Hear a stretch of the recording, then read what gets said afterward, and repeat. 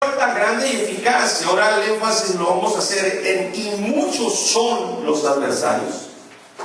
Obviamente, la vida cristiana, la verdadera, la genuina vida cristiana, el estilo de vida como Cristo, por eso se nos nombra cristianos, hermanos. Amén, aleluya, gloria a Dios. No es muy fácil, pero definitivamente no es imposible. Amén, hermanos. Amén. A mí, 40 años, así como le pasó a Jacob con Raquel, trabajó otros 7 años el pobre, de acuerdo a las reglas allá donde se encontraba, y dice, y le parecieron como pocos días porque la amaba. A mí se me hace que han pasado como 40 minutos, hermanos, Gloria a Dios, o como 40 segundos, porque es muy hermoso, hermanos, tener una comunión íntima con el Señor, que el Señor esté con nosotros, como dice la expresión en las 7 cualidades de David, y la última dice, y Dios estaba con él. Gloria a Dios. Gloria a Dios, aleluya. No es muy fácil, hermanos. Pablo apóstol dice, nada más y nada menos, el apóstol Pablo nos está diciendo que muchos son los adversarios. Voy a darles un ejemplo. Hechos capítulo 19, versos 8 al 10.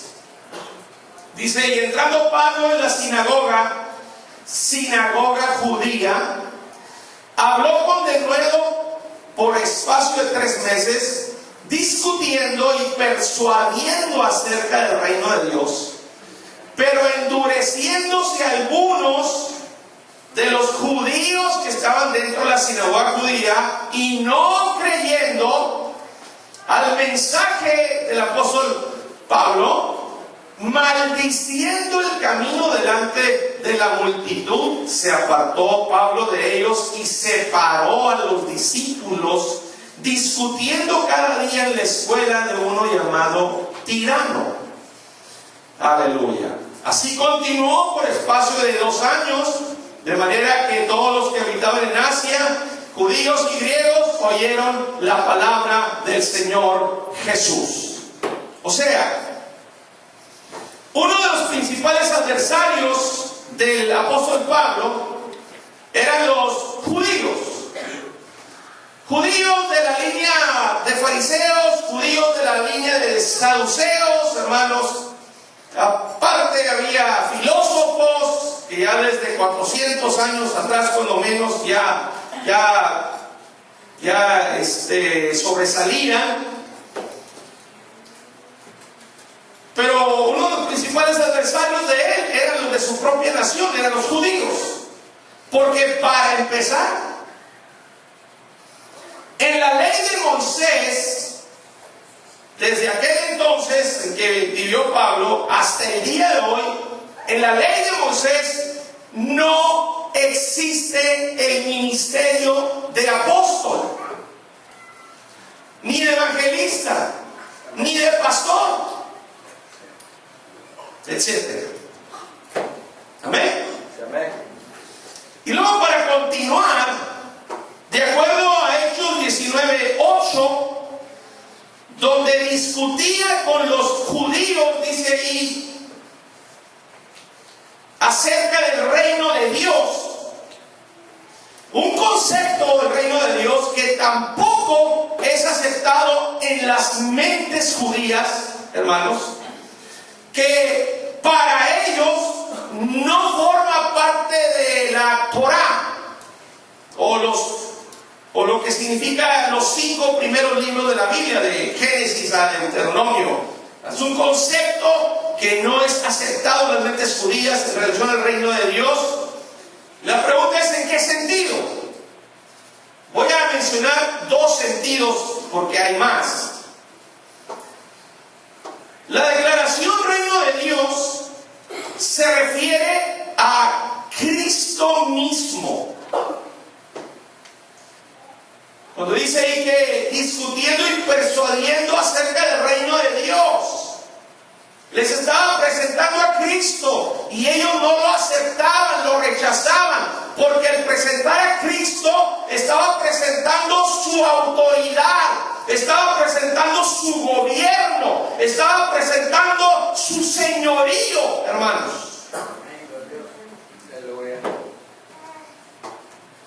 Y no era aceptable eso. Fíjense cómo dice en Marcos 1, 14 y 15. Dice: después que Juan fue encarcelado, vino Jesús a Galilea predicando el evangelio del reino de Dios, diciendo: el tiempo se ha cumplido y el reino de Dios se ha acercado. Él representaba el reino de Dios. Yo, que soy el soberano, el Señor, me he acercado. Y luego hace el llamado: arrepentidos, cambien de forma de pensar. Y al cambiar de forma de pensar, se cambia la forma de vivir, obviamente. Dice: y creer al evangelio. Amén, gloria a Dios. Y luego en Lucas capítulo 17, era médico de profesión. Hay quienes dicen que el evangelio es para los ignorantes, pero él era doctor, era médico.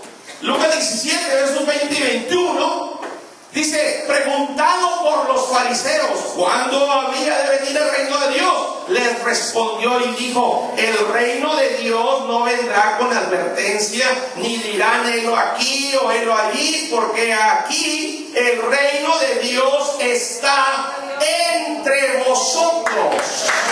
Ofrenda de aplausos.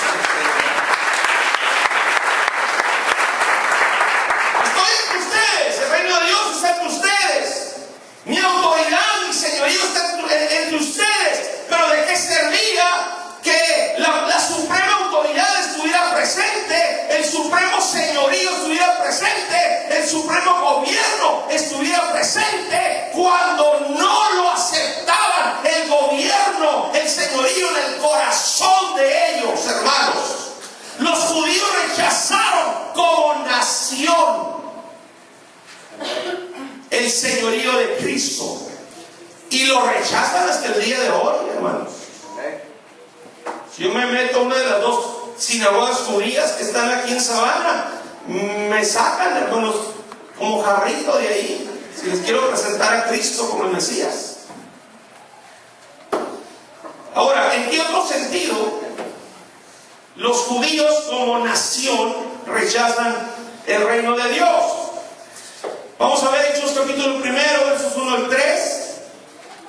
Dijo el Señor ahí, en el primer tratado, o Teófilo, escribe Lucas también, hablé acerca de todas las cosas que Jesús comenzó a hacer y a enseñar, hasta el día en que fue recibido arriba, después de haber dado mandamientos por el Espíritu Santo a los apóstoles que había escogido, a quienes también después de haber padecido se presentó vivo con muchas pruebas indubitables, sus manos horadadas, sus pies horadados, su costado traspasado, hermanos, las marcas de las espinas en la frente. Se presentó vivo con muchas pruebas indubitables, apareciéndoseles durante 40 días y hablándoles acerca del reino de Dios. Ahí el reino de Dios, hermanos, tiene que ver con la esfera de la salvación en Jesús. Tiene que ver con el señorío de Cristo sobre el corazón del que lo acepta como Señor y Salvador de su vida. Gloria a Dios. Y eso era imposible de aceptarlo, hermanos, porque ellos tenían que seguir los ritos conforme a la ley de Moisés. Aleluya. Ahora, fíjese lo que dice Hechos 19:9. Dice: pero endureciéndose algunos y no creyendo, maldiciendo el camino. ¿Cuál camino? ¿El camino de la vía dolorosa? ¿O cuál calle? ¿O a qué camino se refiere? Maldiciendo el camino.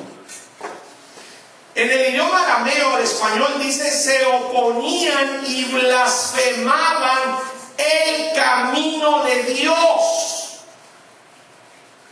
Los apóstoles enseñaban el camino de Dios. ¿El camino de Dios hacia dónde? Pues hacia la salvación, hacia el cielo, hacia la entrada al cielo. El camino que nos lleva a la gloria de Dios. Bendito sea el Señor. Gloria a Dios. Pero es un sinónimo, camino. Lo que nos lleva a la gloria de Dios, hermanos, es caminar de acuerdo a su doctrina, a su plan de salvación.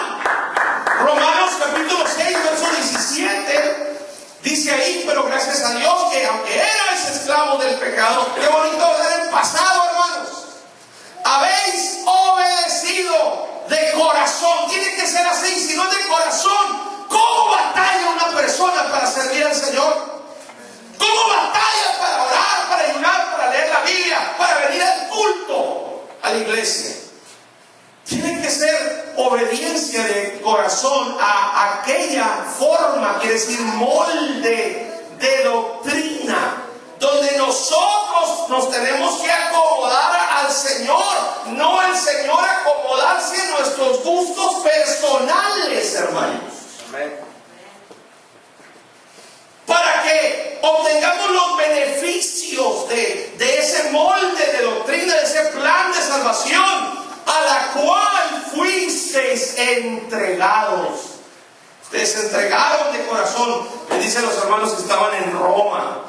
Bendito sea el Señor. Aleluya. Fíjense lo que dice Hechos 9, versos 1 al 2. Saulo, respirando una amenaza sin muerte contra los discípulos del Señor, vino al sumo sacerdote y le pidió cartas para las sinagogas de Damasco, a fin de que si hallase algunos hombres o mujeres de este camino, los trajese presos a Jerusalén.